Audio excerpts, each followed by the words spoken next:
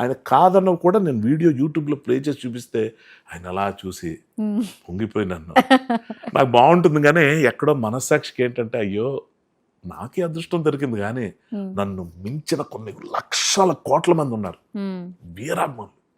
ప్రతి డ్రెస్ ప్రతి కాస్ట్యూమ్ చెప్తారు.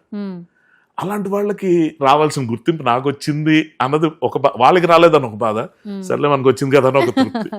సో ఫస్ట్ ఆయనతో ఎప్పుడు మీట్ అయ్యారు? ఆ సందర్భం గుర్తుందా? ఫస్ట్ అసలు బాస్ ని మీరు కళ్ళతో చూసిన సందర్భం? మంచి క్వశ్చన్ అడిగారు ఇది కూడా. ఎందుకంటే అదే మీటింగ్ లో 2 రకాలు ఉంటాయండి. ఒకటి మనం చూడడం, నేను చూడడం నా చిన్నప్పటి నుంచి వస్తున్నా. అభిలాష ఫస్ట్ నాకు గుర్తున్న పోస్టర్ నేను చూడడం, చట్టంతో పోరాటం, చట్టానికి కళ్ళు అనుకుంటా. ఆ తర్వాత అభిలాష్ చూసినప్పుడు శుభలేఖ అవి చిన్నప్పుడు చాలా చిన్న ఉన్నాను అప్పుడు, 2nd స్టాండర్డ్ 1st స్టాండర్డ్ ఆ ఏజ్లోనే నాకు అంటే మా ఫ్యామిలీలో మా మామయ్యలు వాళ్ళు చూస్తున్నప్పుడు వాళ్ళు మాట్లాడుకునే మాటలు నాకు ఇన్ఫ్లుయెన్స్.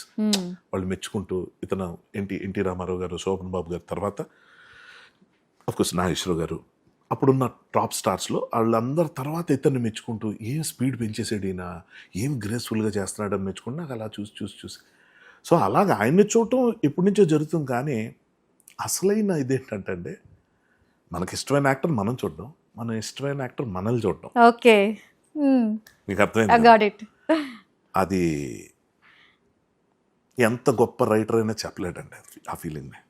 మనకి ఇష్టమైన వ్యక్తి మనల్ని చూడటం అన్నది ఏదైతే ఉందో అది మీరు ఒక్కసారి కళ్ళు మూసుకుని ఊహించుకోండి. మీకు ఇష్టమైన వ్యక్తిని మిమ్మల్ని చూస్తున్నట్టు ఒక్కసారి ఊహించుకోండి. ఎంత తక్కువ మాట్లాడితే అంత మంచిది ఎక్స్పీరియన్స్. ఎందుకంటే ఏం చెప్పినా తక్కువే, గంటలు చెప్పొచ్చు కానీ అంత మాట